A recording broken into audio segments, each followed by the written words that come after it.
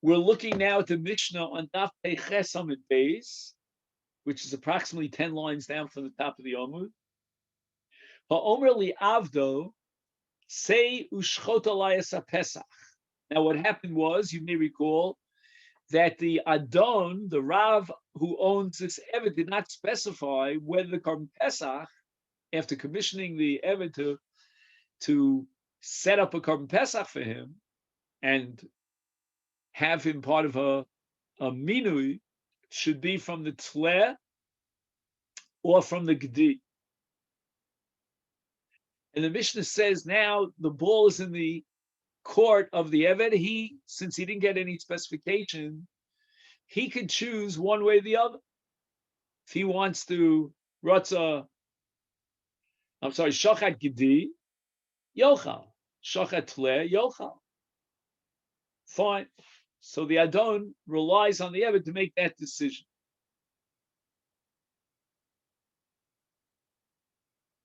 And the Gemara is going to address the following question. What happens if in past years, or maybe even in terms of the daily diet of the Rav, the Eved knows that the Rav generally eats basar tleh, and he went ahead, this Eved, he decided to bring basar gedi. And the Mishnah seems to give a carte blanche. We rely totally on the Eved. So the Eved could actually change the diet, the normal diet of his Rav. And probably that's a result of the fact that the Eved was not given specific instructions, Gedi versus Tleh. Now, this Iber Chacham of an Eved, he goes ahead and he shechts both. Shochat Gedi Vitleh. Now, we're only allowed to be part of one group. You can't have a ticket to two different chaburas. And the Eved actually signed up his Rav for two different groups. I would have said, if not for this Mishnah, that in such a case, everything is blown out of the water. The Rav is kerech mikan mikan. He doesn't have any Korban Pesach. But the Mishnah says that we go basar rishon, kama. In the language of the Mishnah, yochal min rishon. And what that means is that immediately, the very moment that the deal is closed and the Korban Pesach was shechted, whether it be a Gedi or a Tleh, it's not relevant. At that point, the Minui is Chal, the Rav is part of that Korban Pesach, and the second Korban Pesach has no relationship to this Rav. Then we get to the following case. What happens if the Rav gave specific instructions to the Eved, Gedi versus Tleh, and the Eved forgot? Shachach ma'omar lo Rabo, Ketzad Yasa, and this is the famous mission of Tanai. Yishchat Tleh u'Gedi. If he doesn't remember which of the two, he will make a Tanai. He'll shech both Gedi and Tleh v'yoma. Im Gedi omali Rebbe hagedi shalo. What are we going to do with the Tleh? And if you're going to shech the Tleh, is that a meaningless karman? Shali. This will be my karman. Again, this is going to stir a lot of trouble because it's not at all clear that an Eved could bring his own karban. He's totally dependent upon his Rav, which we learned about a week ago, if you remember. Im Tleh Omer Li Rebbe, maybe I made a mistake and he wanted a Tleh, is the Tleh Shelo Agdisha. And finally, the last case of the Mishnah, the last of these scenarios, is Shachach Rabo Ma Omerlo. He forgot what he instructed the Eved. Now the Eved brings both a Gedi and a Tleh, as we saw before. Ishneim Yetzu Lebeis HaSreifa. Both of these are possible. And the question is why? In the previous case, you said that the Eved can make a Tanai. He'll bring both a Gedi and a Tleh.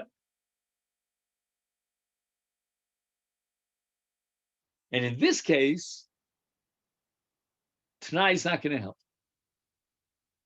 But the answer is because in this last case, the Rav gave specific instructions. He wanted a Tleh or a Gedi. We don't remember what he said. Now, the halacha is that at the time of the Shechita, we have to know with all certainty who are the Menuyim, who are the members of the Chabura who are registered on this karma. There's no way, no how that we could do so in the case of Shachar, because one of the two, but not the other, was designated or was, instructed to the Evan. If we can't know, then there was no certainty. That's not a minu, and Eina Pesach Nechal El Minuya. But now let's ask the following question, and this is what we ended up with last week. What about Pesach Sheni? Does the Rav have the option of bringing Pesach Sheni? Why is it any worse than Nitma? If a person contracted Tumah, he gets pushed off till the 14th of Iyar. Well, why not say the same thing here if we cannot bring neither the Gedi nor the Tleh because each one is a suffix? So let him bring a Pesach Sheni, and hopefully he won't forget when it comes to Pesach Sheni.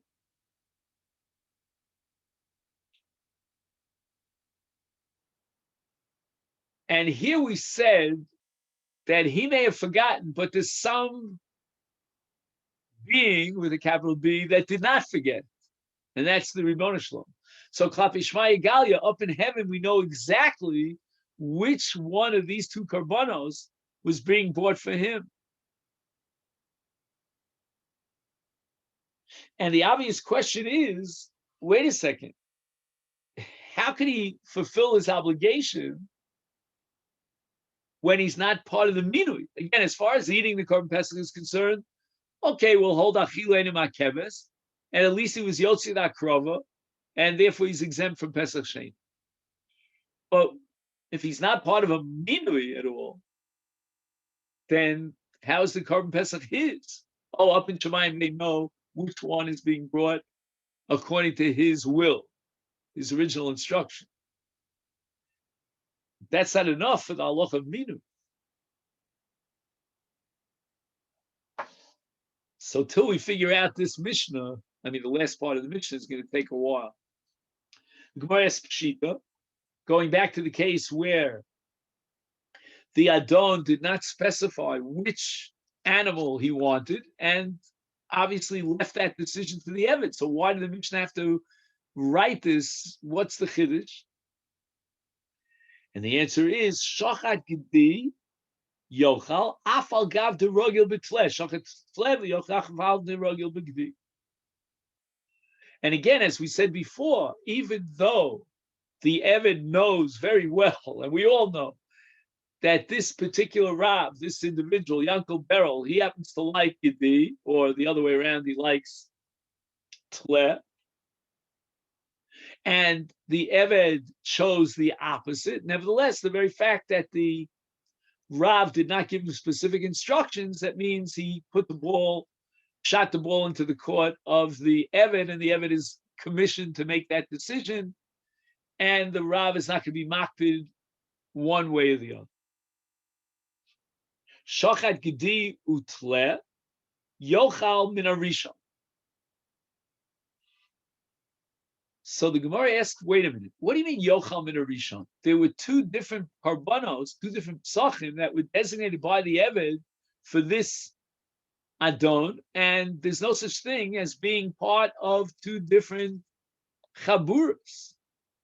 Therefore, it should blow the thing out of the water. So the Gemara asks, Tanya ein nimnim al shnei psachim ki echad. So what are you going to tell me? You're going to tell me that this Adon relied on his Eved, but the Eved appointed, or was, he had a minui on behalf of his Rav on two different psachim. So if the Adon relies on the Eved, then basically the status of the Eved is equal to the Adon himself. Now, what happens if the Adon signed up for two different Pesachim? So what are you going to say? That he's only part of the first? That's not true, because we have a brisa, ein nimnim al shnei Pesachim ki echad. So whether or not it was the Eved who did so or the Adon himself, it's all the same, and the minui is completely gone. So what does the Mishnah mean when it says it depends on which one he shechted first? So what the Gemara is going to look for now is a scenario in which a person is not makpid at all. Meaning that if you went ahead and you were nimnan shnei psachim, then we have every reason to believe that since that minui is invalid, you have some sort of a preference. But if you have no preference whatsoever, then if you give the commission over to the Eved, then the very first carbon that he brings, that's the carbon that you're happy with. The Adon is happy and gives his approval, whether actively or tacitly, to that first carbon pesach that's brought by the Eved. So it's different than a case of a person who signs up for two pesachim. In that case, we have to rack our brains. Which one does he really want to be part of? And since we cannot know the answer to that question, then both karbanos are not relevant to him. But in a case where he commissioned an Eved, if we can establish, which the Gemara is now going to give us a little bit of a scenario, that the Adon is totally not makpid, he couldn't care less. So then first come, first serve. Whichever carbon the Eved brings first, that's going to clinch the minui. And you can't say to me, well, there was another minui, maybe the Eved maybe the Adon wanted the second minui. No, he has no kpeda. He doesn't care one way or the other. He is completely uninvolved in the decision. He gave it over to the Eved, and whatever the Eved decided first, that is valid. Listen, what's the scenario that the Rav, the Adon, is not at all concerned? It makes no difference in one way or the other. The Melech u'Malka. And the Gemara now is going to tell us a story about a king and a queen. And what happens is that the king has his trusty servant, his Eved, and he relies totally on the Eved. And he couldn't care less which decision the Eved makes, whether it's Tleh, whether it's Gedi. Now, basically, what the Gemara is, the Gemara doesn't say this outright, but if you look below the surface and discover what the Gemara is bothered by here, it's all about the principle called Breira. That if a person has this confusion and he's undecided, and at the time of the Shechita, everything's up in the air, we cannot later on determine the nature of the earlier Shechita. Because at the time of the Shechita, there was no definite decision one way or the other. There's a tug of war. It could be Gedi, it could be Tleh. If later on we find out, that's not enough because Ein Breira. But the Mishnah, according to what the Gemara is saying now, is not based on Breira, because the Adon has no kpeda whatsoever. He's the Melech, he's the king, she's the queen. They leave it to the discretion of the Eved to make the decision, and they're happy with any decision he makes. There's no kpeda. Maybe there's no kpeda because the king and the queen are so wealthy, they can have any unlimited amount of tloim or of gedim.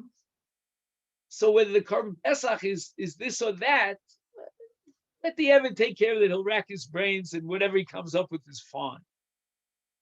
So there was an approval at the time of the Shechita for that particular animal, for that carbon, that the Melech and the Malka because they're not makbid, they, at the time of the shechita, gave their approval, regardless of whether it's a tleh or a gedi.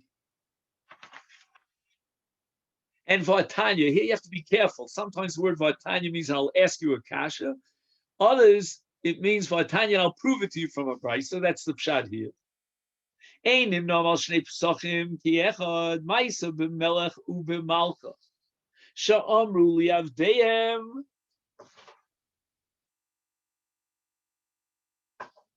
They told their eved.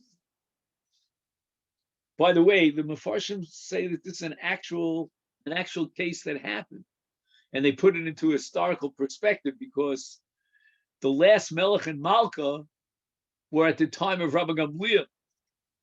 Anyway, so what happened? Amru lavdeim tzeu ushchatu aleinu es haPesach v'yatzu v'shachatu aleim shnei pesachim. So the Avodim went out and they shechted a gedi and a tleh. It's exactly our case in the Mishnah. Bo v'shalu es hamelech. And this next piece I can relate to. Amar lehem l'chu v'shalu es hamalcha.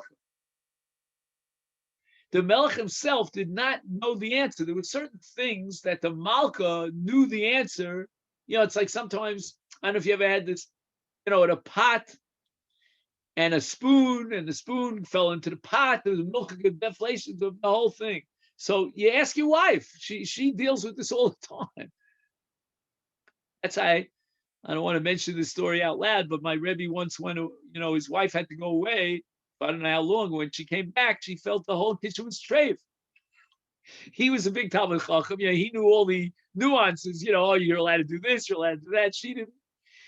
So anyway, the king turns to the queen and he says to her, "What do we do in this case? We are actually signed up for two different Pesachim, which might just completely blow us out of the water."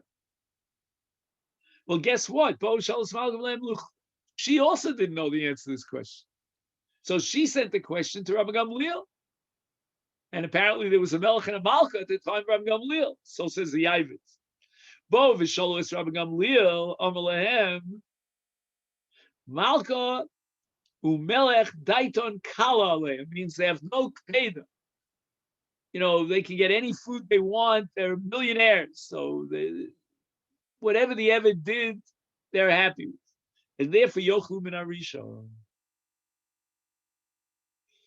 Anan, says Rabbi Gamliel, what would happen in the same scenario if it was us? We're not so wealthy, and we have a preference. Some have a preference for this, some for that. Lo nochal lo min harishon v'lo min hasheni. Exactly what we saw in the case of Shachar. Here also, if he's makbid, so then we don't know what his das was, b'shas shchita, whether he wanted the tleh, he wanted the gedi, and it's an uncertain minui. It's a minui that's up in the air. At the time of the shchita, the minui was not definite, because there is a keda, there is he's particular about this or that, and we have no way of clarifying which one he wants. And later on, it's going to be a problem of brera. Another story. Now, this second story, in my humble opinion, has nothing to do with Masechet Pesachim. It crept in here into Masechet Pesachim only because of three players in the game: the Melech, the Malka, and Rabbi Gamliel. Shuv Pamachas Nimtzeis Halta. Halta is one of the 8 shrotzim mentioned in the Torah that contract, or I shouldn't say contract, that transfer tumah. If you open up to Vayikra Yud Aleph, Zelochem Tomei B'Sheretz Halta, and Kol Hanogeh B'Hem B'Mosam Yitma. So if you touch the dead body of one of these 8 shrotzim, one of those categories called Halta, then you contract tumah. That's called tumah sheretz.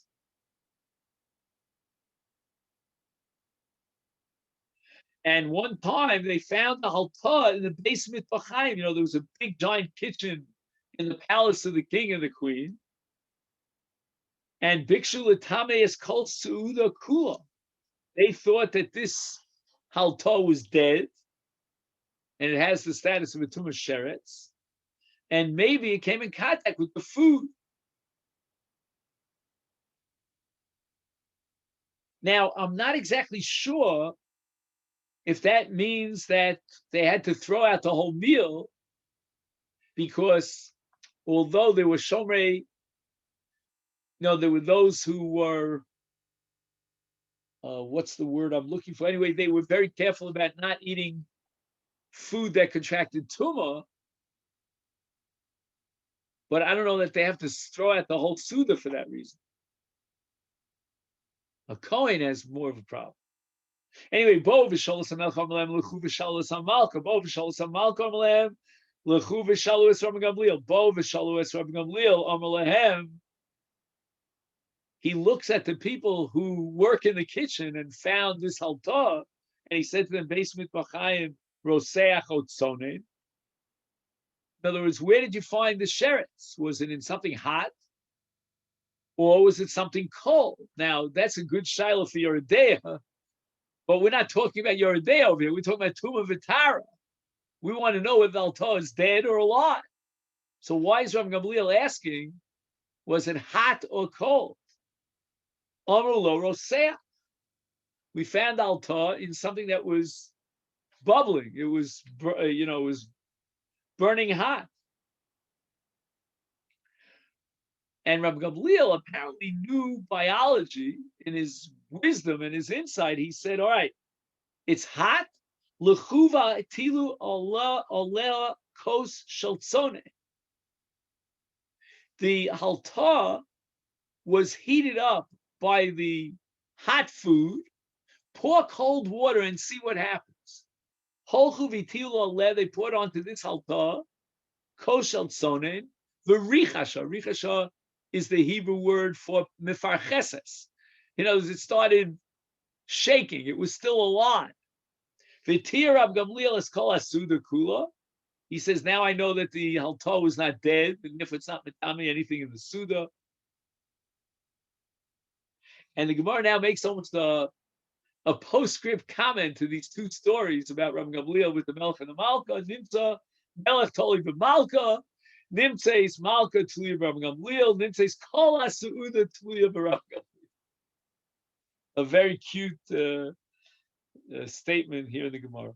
I don't have access to the Ben Yehoyada. If anybody does, maybe you can get it online, because apparently in the footnote he says that the Ben Yehoyada has a whole drasha on this Gemara. He darshans this Gemara. The Mishnah says, Shachach Masha Amalo Rabo. If the Eved doesn't remember which instructions he got, then he should do the T'nai business, right? He should shech both a Tleh and a Gdi. And if the Gdi is what the Adon wanted, that's what he'll get, and I'll get the Tleh, or vice versa. So the Gemara asks, how could the Eved say that the Tleh should be mine if my master wanted the Gdi? Kol mashakana Eved kana Rabo. We have a principle with regard to an Eved Knani that he has no private ownership, and anything that comes into his possession automatically reverts to the possession of his master. So how could the Eved say, well, you know what, in an event that the Adon, which I forgot, but let's say we find out later that he really instructed me for a Gdi, the Tleh is mine. What do you mean the Tleh is mine? You don't own the Tleh. Kol mashakana Eved kana Rabo. Now, I have here in the footnote a quote from the Minchas Chinuch. The Minchas Chinuch says the following. I don't understand this Gemara. Who says that the Eved has to own the Korban Pesach legally in order to be Yotze? Let the Adon own the Korban Pesach, and the Eved could be Yotze with the Korban Pesach that's owned by the Adon. Varei af im nomar shatlei shel rabo yochel ha'eved l'shofto avur atzmo. He can shecht it for himself. What is the Gemara bothered by? And the Minchas Chinuch wants to prove that the Eved can be Yotze with the Korban Pesach of his Adon. If Lokein lo yochel Hadon lihimonos esa Eved al Pesach. He says in general, forget about all the complicated cases that we're addressing here in that Mishnah. Let's take a classic, simple case where the Rav says this is going to be my Chabura, my Korban Pesach, and the Eved is invited, as we saw in the previous Mishnah, to join in. How can the Eved join the Korban? It's not his. Kol ma shekon Eved kon Rabo. Sharei also chelik shu mimena. I'm sorry, shu mimanes Eved olav. The olam yeshalo. I mean, after all, he's saying to the Eved, you'll eat from this part, this segment of the Korban Pesach. It still remains his, meaning the Adon's, because the Eved can't make a kinyan. He's not capable in Jewish monetary law of acquiring ownership. And the answer is that ein tzarich sheyeh korban shaykh le'eved. The korban doesn't have to be owned, possessed by the Eved. So now we're back to the Gemara. So what's the Gemara bothered by? The Gemara says, wait a minute, how can in this case where he doesn't remember, the Eved doesn't remember whether she's making a try, and the other one's going to go for him, well, what kind of cash is that? Says the Minchas Chinuch, im ein la Evet tlesh shayach lo. In this particular set of circumstances, he has to own the tleh. Why? Eino yochel lichchod avur atzmo kevon she'eino yochel lahagdish lekarban behemo she'shayeches l'rabo. The Gemara doesn't have in mind or operate with the premise that you have to own the Korban Pesach, the Yotzi, the Mitzvah Pesach, but to make it into Hegdesh and declare it, this is Kodesh LePesach. For that, you have to own it. There's no such thing as being Magdish, an animal that doesn't belong to you. Hegdesh is a Havaras Bailus. If you own it, you could be Magdish. But, so again, if the Adon invites his Eved to participate in his Korban, that's fine, because the Adon was the one who was Magdish the animal. He owns it, and hence he can be Magdish. And the Eved joins on board because the Korban could be brought in his behalf despite the fact that he doesn't own the Korban. But in a case where the Eved was sent on commission on behalf of the Adon, how can he be Magdish the other animal? If the first animal, whatever it is, I don't care what's a tleh or be, if that's the one that's the Korban Pesach of the Adon, then who's going to be Magdish the second animal? The Eved? He doesn't own it. If he doesn't own it, he can't be Magdish. The pretty important Minchas Chinuch here. You know, if you don't have it,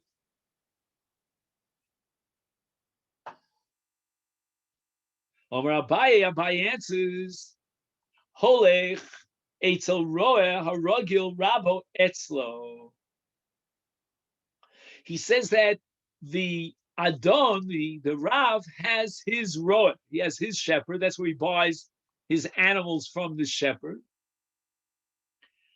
And nichale b'takantu the Rav. The roeh wants to do whatever is good for the Adon. That's called takante de Rabbi. Whatever will work and fix up the situation for the benefit of the Adon. That's the Roa. The Roa is he's a reliable, dedicated, and loyal shepherd, and he'll do whatever is necessary. So now the Adon, of course, wants to eat from a Korban Pesach. That's indeed why he sent the Eved. The Eved doesn't remember which animal he wanted. He specified.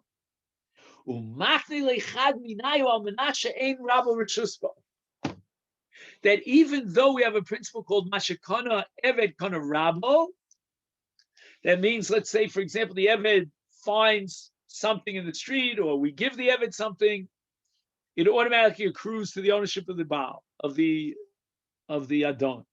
But in a case where I want to give something to the Eved that's mine, to the exclusion of his Rav, it's not that the Eved doesn't have a Yad L'Kinyanin.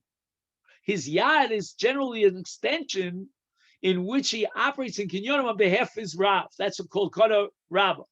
But in a case where the Makna, in this case the Roer, understands that the whole enterprise, this possibility that the car will be kosher on behalf of the Adon, depends upon the Eved's ability to make this t'nai. So the Roer, as loyal for the benefits of his Adon, he will be makne the animal, let's call it the tleh, to this Eved, almanas, that it should not revert back to the ownership of the Adon. And that's called in the language of the Shas, v'she'ein almanas she'ein l'rabo b'shusbo, so that the Rav never had a schus, he never had an ownership or possession over this animal, because it was given on condition that the Eved owned the animal. And this is a sugya, my friends, in Masechet Kiddushin on Daf Chav Gimel.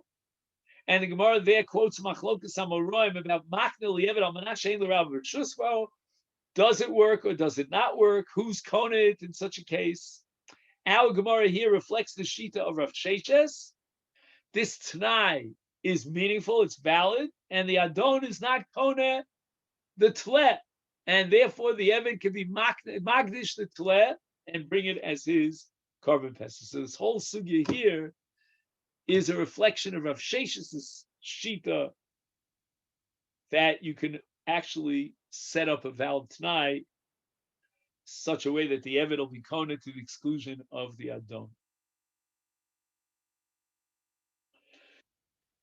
Now, just as we close, I'll mention to you that Tosas here, Dibra Masal Manas, is worried about Rav Shesh's Bar Plugta, and that's Rabbi Eliezer in the Gemara there. He holds that as a general rule, even if you makta something to the Eved Almanas that Ein L'Rabo Chelikbo or Rishusbo, nevertheless it automatically reverts back to the Adon. And if that be the case, according to Rabbi Eliezer, in this case the Adon is Koneh, and then we have to reinterpret our Mishnah, because our Mishnah assumes that the Eved could be Magdish the animal. How could he have ownership over the animal? And Tosas gives an answer that there is a way, even according to Rabbi Eliezer, being mocked an animal to, in this case, an animal to an Eved, to the exclusion of the Bailus of the Rav. And there, that's going to be when the Roa says, Al Menashe Teitze Bo Yidei Chovas Pesach.